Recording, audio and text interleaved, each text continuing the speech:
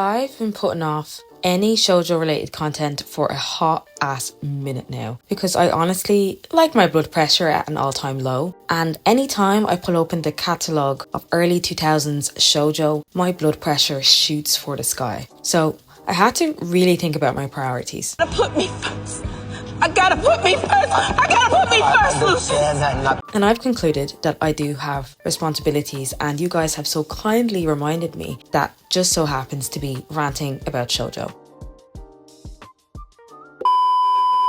In the quiet year of 2010, JC staff decided to slap us with a big, fat, never-ending Law & Order episode. But let's make it a fun series. Maid Sama, everybody.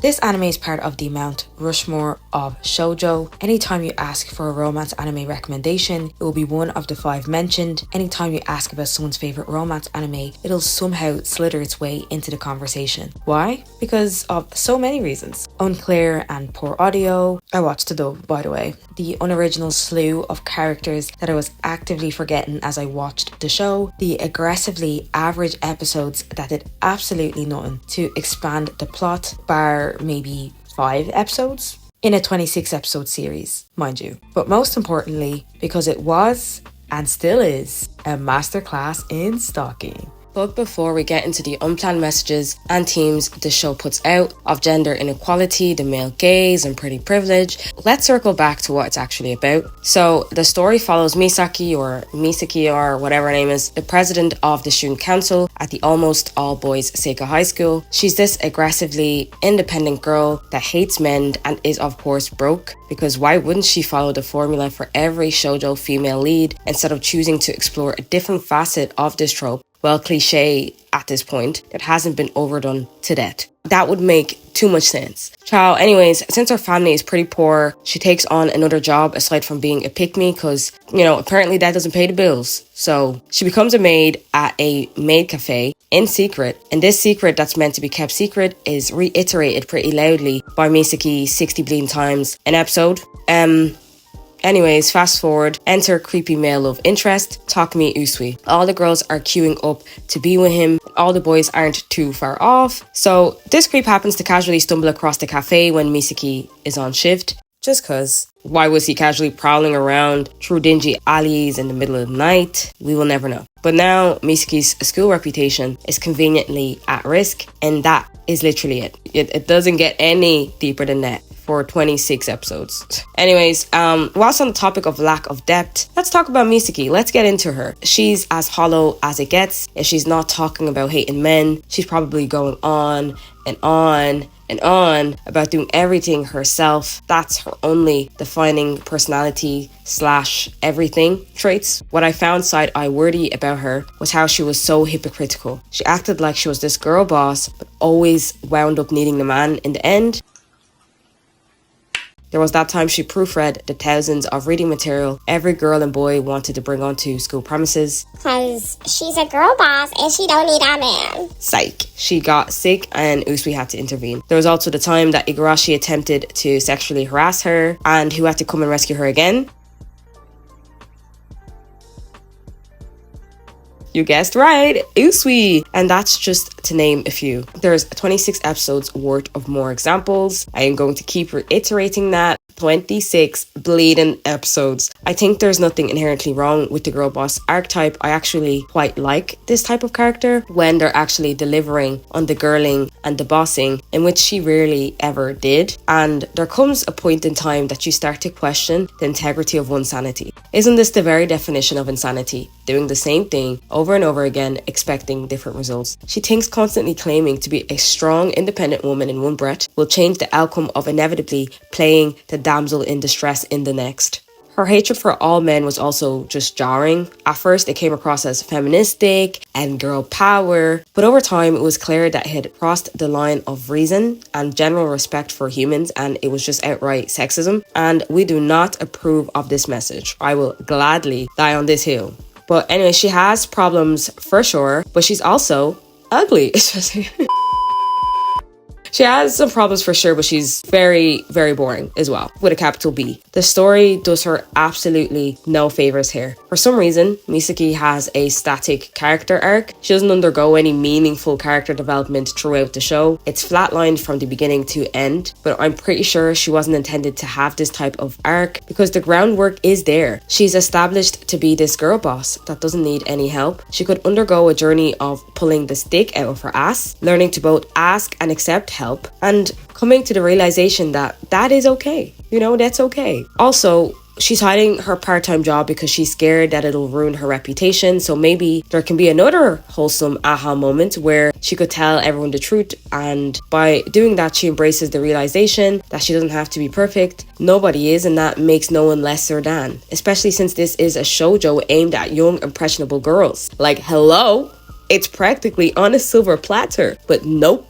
Instead of focusing on polishing any of these messages or expanding on any of these relevant themes, which the groundwork has already been laid out, mind you, let's just ignore all that. Let's just ignore everything. Because why choose work when we could just have the female lead not have any correlation between her words and actions and remain stagnant and flat throughout the entire 26 episodes? Side note, there's nothing wrong with the main character having a static character arc. Some stories are more suited with this type of protagonist. For example, the MC is a pillar of goodness and bubbles and literally shits daisies, so everyone around them undergo deep and meaningful change instead, simply just from being in close proximity to this person, this force of nature, this enigma. But in Maid Sama, most characters don't have any dynamic character arc. Again, I don't think that was the intention, but the execution, the writing was definitely just poor. So that's why it doesn't work and it flops hard. Anyways, child, talking about this side character is draining my energy and I need to reserve what little is left. Tearing to the real main character, Takumi Usui. So where do I even start with him? This guy is the epitome of pretty privilege.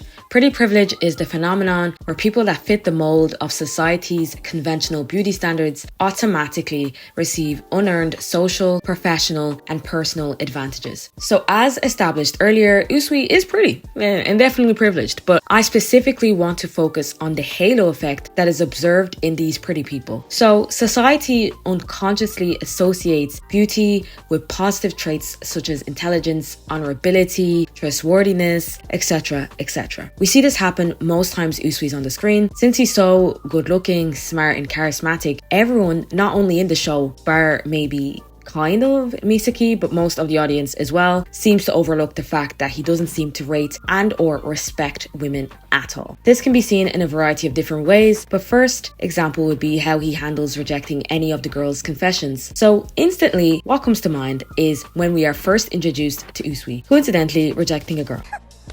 Oi, 何があった? 別に告白断ってるだけだよ。またお前か、臼井匠。やたら女を泣かせている男。もうちょっと言い方を考えろと言ってんだろ。今度泣かせたら承知しねえぞ。あのセリフ何回目だっけ? He's just standing there staring at her cry. Mind you, he's made her cry. And he even has the audacity to look bored. Obviously, we don't know what exactly was said to the girl, but based off of Misaki's comment, which involved her lecturing him about rejecting these girls much nicer, and him adding to it by saying he doesn't even remember how many times she's given him that specific lecture, that's enough for me to surmise that he lets these girls down, not too nicely, one too many times. Another example of his rejections is this infamous one. 私を彼女にしてもらえませんか? ぶねえ。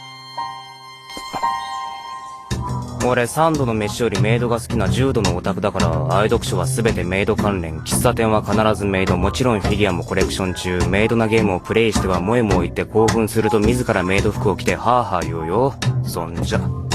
Personally, I found this distasteful. Not only is he insulting the girl's intelligence by actually expecting her to believe him, but he's also mockingly embarrassing her at the same time. Why couldn't he just say, I'm sure you're a lovely girl, but I'm just not interested in dating anyone at the moment. See, that was short, cute, conveyed what it needed to convey in a respectful manner, and also used way less of his energy than what he actually had said. But no, he just had to make a fool out of her because he has no respect for women. It's simple. I can already hear the argument of how he's just indifferent towards the rejections because he gets them all the time. I don't give a damn.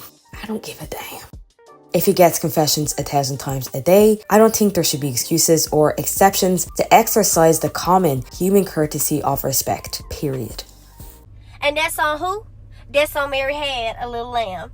Another example of Usui's blatant disrespect for women is the mere fact that there is an ongoing sexual harassment lawsuit against this man. Filed by whom is what you may be wondering? Me. I'm the plaintiff, the judge, the jury, and the damn executioner. I want justice for Misaki's dumbass. There's an abundance of evidence stacked against this man that I actually can't just choose one isolated event, as crazy as that is to say. There's just too many options. There was the time he pulled up her skirt and looked up it, the time he cornered her and tried to force her to undress, the time he gave her an unprompted hickey. Like, should I even carry on? Like, this is ridiculous. It's not even remotely romantic. It's a hello, officer, he's over here. He is over here type of situation. This is also how I know that the pretty privileges are in full swing, because I just know that if a bleeding ogre was to do any of those things, pull up your skirt and gawk at your ass, corner and order you to undress yourself, give you an unconsented hickey, and much, much more, there is no way he'd be walking around on 10 toes, just casually going about his day, because he would be locked up. He would be locked up. Case closed. Actually, case reopened. I want justice for Yukimura too. Usui has harassed that poor boy, even going as far as to slap an unconsented kiss on him. Reasoning, he also gave Misaki one of those unconsented kisses, but he didn't want her to make a big deal out of it, so he kissed Yukimura too. What? But yeah, in addition to unashamedly sexually harassing Misaki, let's add Stalker into the mix. He follows her everywhere. At work, he's always there. He's even dining in. He's even pulling up a chair. At school, he's always near, somewhere in the background, discreetly in the corner, just ominously being a bleeding weirdo. There's even an episode that he follows her home and sleeps outside her house. Like, you actually can't make this shit up. This man is at large and he needs to be locked up ASAP Rocky. And this show does the worst job of making that clear. Instead, they have Misaki bringing the stalker food after his night-long stakeout of her house, mind you. They have her jokingly attempting to call the cops. Honey, press the button. This is not a joke, nor is it a drill. You are in danger. I'm in danger. They even got her falling in love with the stalker. Like, I don't have any words. Stop it. Get some help. But on a more serious note, this behaviour is obsessive, it's unhealthy, and it's once again being romanticised. I want to reiterate the fact that this is a shoujo. It is aimed at impressionable young women, and I don't think that any of the messages the show puts out is appropriate for that demographic. It honestly seems as if the show was written for the male gaze. It constantly reduces the main character Misaki to an appealing, decorative object to most of the men in the show. She's simply a naive hot maid. Essentially, that is what she is, and anytime there's an opportunity to lean away from that stigma by being an agent of action in the narrative, i.e. any conflict she'd have with the men in the show, she fails to resolve it on her own, and Usui needs to intervene. This literally just reinforces the gender power imbalance, as despite the fact that she is the main character, she does not drive the narrative, and essentially it just puts out a false message about women being useless, and if you ever want anything done right, you need a man to do it. But not only that, it encourages unsafe and dangerous relationships. Let's reward the stalker for love bombing and harassment with an unconventional prize, the female lead, instead of the standard prize, which is normally an express ticket to the slammers. It's honestly just disappointing at this point, and I actually found it quite interesting that the writer of the show is a woman. Concerning is probably a better word, but yeah, I'm just gonna leave that information there to marinate, and you guys can do whatever you want with that. Anyways, rant over. I hope these rants are therapeutic for you guys as much as they are for me. Just messing, they are not therapeutic at all. I need help. I need therapy after this. If you have any suggestions for more weird shoujo romance anime that you'd like me to rip apart down to its very microns, comment down below. Don't be shy, it's a safe place, people. Be sure to like, comment, and subscribe, and to hit that notification bell so you don't miss out on any uploads, especially since I don't have a set schedule yet. What am I saying? I'm never making that schedule. Let me be so for real. Anyways, ciao. With that, I am out.